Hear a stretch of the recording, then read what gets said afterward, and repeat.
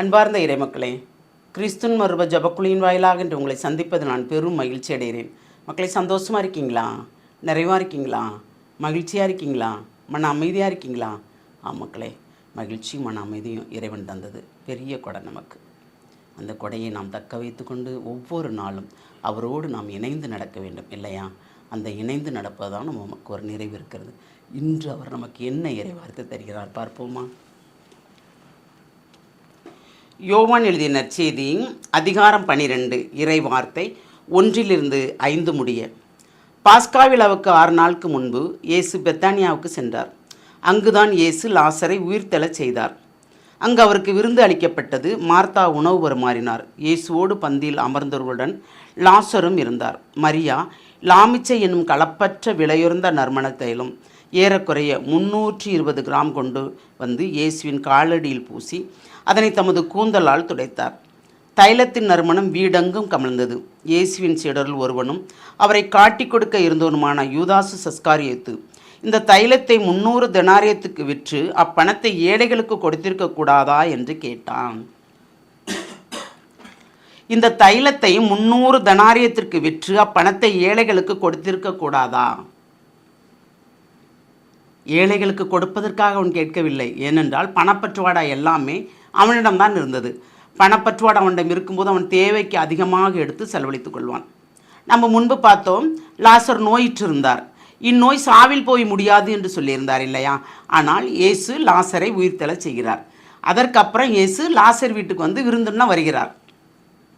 பாஸ்கா விழாவின் போது, பாஸ்கா விழாவுக்கு 6 நாட்களுக்கு முன்பு வருகிறார். அப்போ அந்த வர்ற இடத்துல தான் என்ன செய்கிறாப்புல, மரியா லாமிச்சை தைலத்தை அவர் காலில் தடவுறாங்க இல்லையா?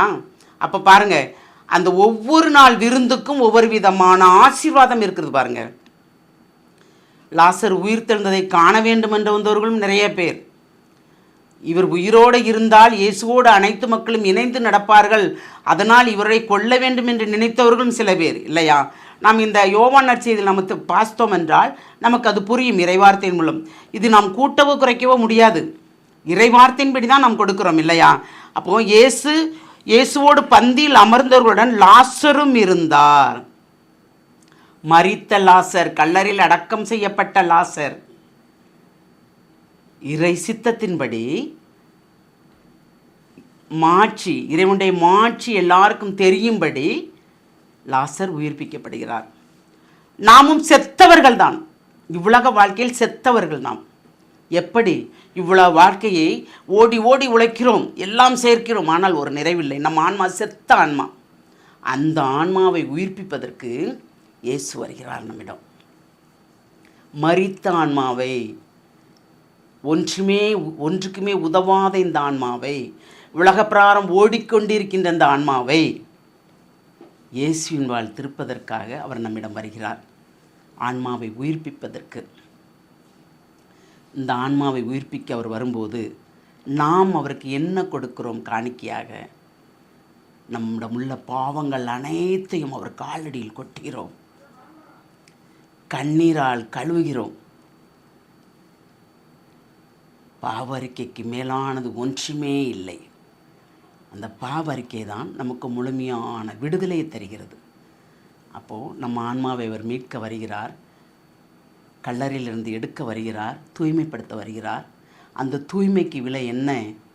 நம் பாவறிக்கை. சிந்திப்போமா?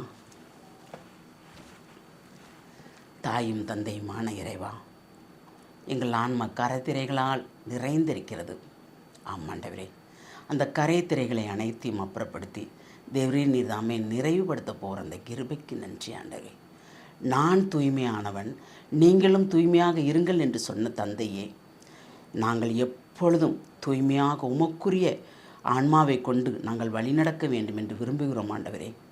ஆனால் முடியாது தவிக்கிறோம். அதற்காகவே உங்கள் மகனை எங்களுக்கு தந்து, பலியாக தந்து எங்களை தூய்மைப்படுத்த வந்தீரே, நன்றி கூறுகிறோம்.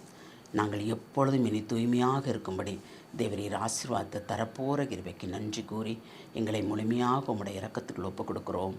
ஜெபங்கேக்கும் நல்ல பிதாவே. ஆமேன், ஆமேன், ஆமேன்.